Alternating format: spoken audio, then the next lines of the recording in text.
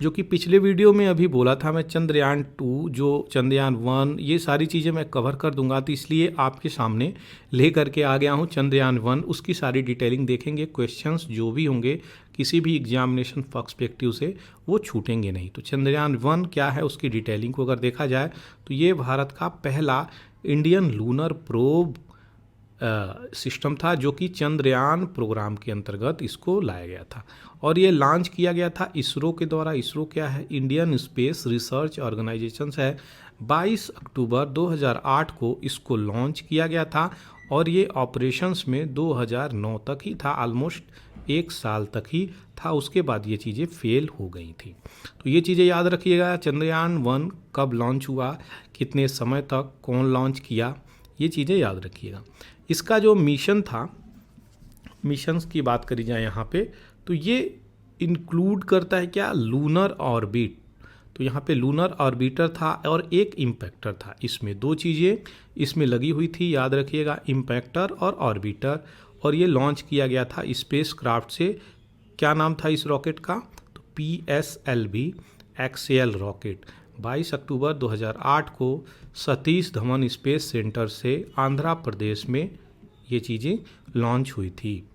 ऐसा अचीवमेंट करने वाली इंडिया चौथी कंट्री बनी थी, जो कि वहाँ पर जा कर के एक प्रकार से अपनी मून के आसपास अपनी फ्लैग इंसिग्निया जो भारतीय झंडा है उसको लहराई स्पेस में जा कर के। ये चीज़ें याद रखिएगा। ये जो probe hit near the crater, इसका जो क्रैटर क्या होता है? क्रैटर एक प्रकार से बहुत विशाल विशाल गड्ढे होते हैं जो मून पे बने होते हैं, बहुत विशाल। ये 150 किलोमीटर के भी हो सकते हैं, 50 किलोमीटर के भी हो सकते हैं। तो जो चंद्रमा पे छोटे छोटे ऐसे दाग होते हैं ना, वो बहुत बड़े बड़े क्रैटर हैं। वो एक प्रकार से वो बोल सकते हैं कि वहाँ पे वल्केनिज्म की वजह से वो चीज़ें गड्ढों में परिवर्तित हो गई हैं। तो जियोग्राफी में टर्म है कैल्डेरा और क्रैटर, ये सब चीज़ें जियोग्राफी में टर्म है जिससे वॉल्केनो माउंटेन बनते हैं ये चीज़ें, और गड्ढे लेक्स भी इससे बनते हैं। तो ये चीज़ें याद रखिएगा। वहाँ पे इतने बड़े बड़े गड्ढे हैं जिसके कारण वहाँ पे सेकाल्टन एक क्रैटर के पास इसको प्रोब करने के लिए भेजा गया था उस एरिया में। तो ये ऑर्बिटर वहाँ पे घूम रहा था और उस एरिया का क्या नाम पड़ गया? तो जवाहर पॉइंट उस एरिया का नाम हम लोग रखे थे। 1 साल के बाद इसका कम्युनिकेशंस आपके इसरो से टूट जाता है और मिशन फेल हो जाता है। तो ये थी सारी डिटेलिंग जो अभी आपको दे दी गई। अब चंद्रयान 2 के बारे में देखेंगे हम। चंद्रयान 2 जो बहुत हद तक ऑलमोस्ट 80-85% तक ये चीज़ें हमारी सक्सेसफुल रह गई थी। तो ये सेकेंड लूनर एक्सप्लोरेशन मिशन था, डेवलप किया गया था इसरो के द्वारा चंद्रयान 1 के बाद। तो अगर बात करी जाए इसमें क्या क्या था, तो लूनर ऑर्बिटर, लैंडर जिसका नाम विक्रम था, विक्रम साराभाई के नाम पे ही इसका लैंडर का नाम विक्रम पड़ा।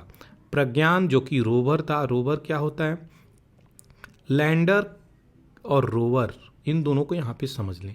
तो जो भी स्पेस क्राफ्ट होता है जो लेकर के जाता है चीज़ें, उसके अंदर ये लैंडर और रोवर होते हैं।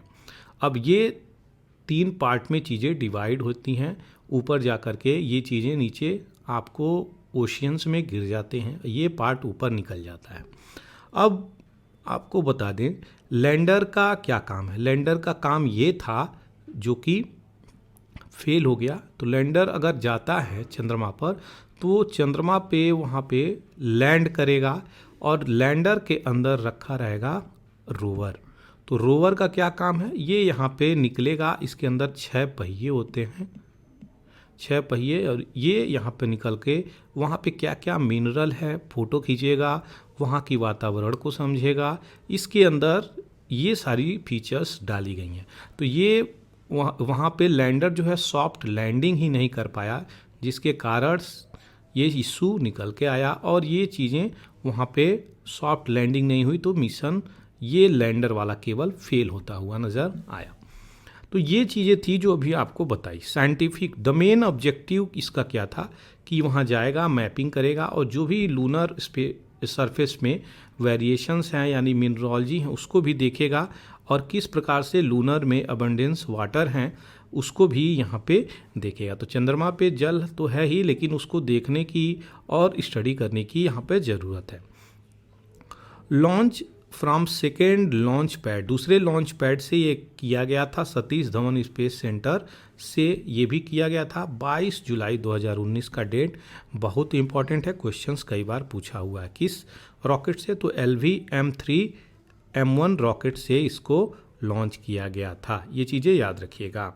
दूसरी तरफ लैंडर और रोवर जो है शेड्यूल किए गए थे, वो मून के आसपास ये जा कर के पहुँचे, स्पेशली साउदर्न पोल। तो अगर मून ये है तो मून नॉर्थ ये हो गया, हम साउथ को ये मानते हैं, तो साउदर्न पोल जो आइस से ढका हुआ है उसके आसपास यहाँ पर जा कर के स्टडी करने के लिए भेजने का इसरो का प्लान था। तो ये थी सारी डिटेलिंग जो अभी आपको बता रहा हूँ। लैंडर जो है 6 सितंबर 2019 को सॉफ्टवेयर की खराबी की वजह से यहाँ पर क्रैश हो जाता है। तो यहाँ पे ऑलमोस्ट 1 या 2 मिनट पहले ही यहाँ पे पहुँचने से पहले ही क्रैश हो जाता है, जो कि यहाँ पे इशू निकल के आती है कि मेन रीज़न बताया गया है सॉफ्टवेयर ग्लिच की वजह से। तो याद रखिएगा कारण क्या था। गोल मिशन इसका क्या था? तो ये स्टडी करेगा किस प्रकार की टोपोग्राफी है आपके चंद्रमा के ऊपर, वहाँ पे मिनरल क्या क्या हैं, किस प्रकार का वहाँ बहुतायत मटेरियल है, और लूनर एक्सोस्फीयर्स यानी चंद्रमा का जो वातावरण है उसको स्टडी करने के लिए भी मदद करेगा। और जो वाटर और आइस हैं वहाँ पे साउदर्न पोल वाले रीजन में, उसकी भी चीज़ों को स्टडी करती हुई नज़र आती है, इसलिए हम लोग भेजें।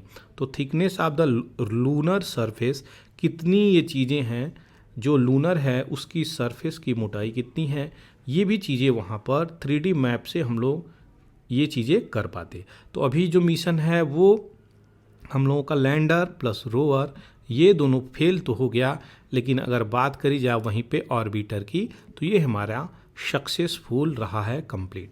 तो ऑर्बिटर में बहुत सारे ऐसे पेलोड रखे जाते हैं। पेलोड क्या होता है? जो छोटे छोटे सैटेलाइट्स होते हैं, जो छोटे छोटे इक्विपमेंट होते हैं, वो ऑर्बिटर के अंदर यहाँ पर डाले जाते हैं। वो यही ऑर्बिटर है जो रिवॉल्व होता है चंद्रमा के चारों ओर और कई सारी चीज़ों का इकट्ठा इन्फॉर्मेशंस करता है।